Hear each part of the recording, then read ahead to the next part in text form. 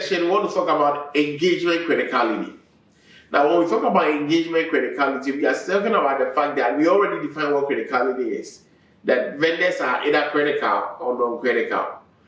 Now, when we are talking about the engagement criticality, we are asking ourselves that how urgent or how serious is this vendor to us? Would the sudden loss of this vendor cause a disruption to our organization? If this vendor is not in operation or it's not working, what are some of the things that is going to affect our organization? Would that disruption impact our customers or affect the data of our customers? If the time for the vendor to recover operational risks exceed 24 hours, would there be a negative impact to our organization? If any of these risks or any of these questions are answered yes, that should be considered as a critical vendor. And meaning that this is how we separate the vendors that we have, or these are some of the questions that we are asking under criticality of a vendor to be able to determine whether this vendor is a critical vendor or a non-critical vendor. And this is very important for us to be able to know. Now, what are the expectations of a critical vendor? The reason why we separate critical and non-critical is because of these expectations. And so when we talk about the expectations of this vendor, we are saying that this will require the most extensive due diligence, risk and performance management and monitoring. Evidence of these practices is required. Why?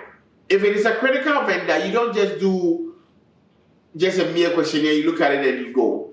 You are asking for other documents. You are asking for their SOC 2 report. You are asking if they are in PCI compliance. Can they give you their attestation certificate? You are verifying that, okay, the controls that they said they have, if you have this policy, can you give us a screenshot of them?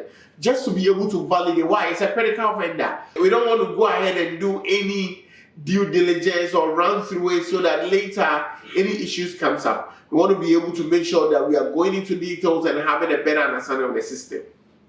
We must undergo periodic risk reassessment and due diligence at least annually, meaning that critical vendors are being assessed on an annual basis.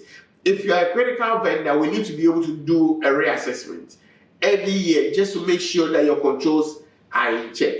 Then we must be identified for senior management and the board per regulatory expectations. Why? Because there are certain regulatory expectations, like if you are dealing with financial data or anything that has to do with the stock exchange, you have the SOX.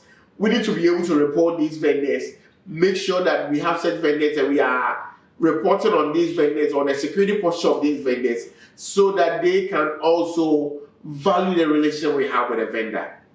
We should be considered in the organization's business continuity and resilience planning. And so we need to be able to have that all these people in mind when we are developing our contingency plan.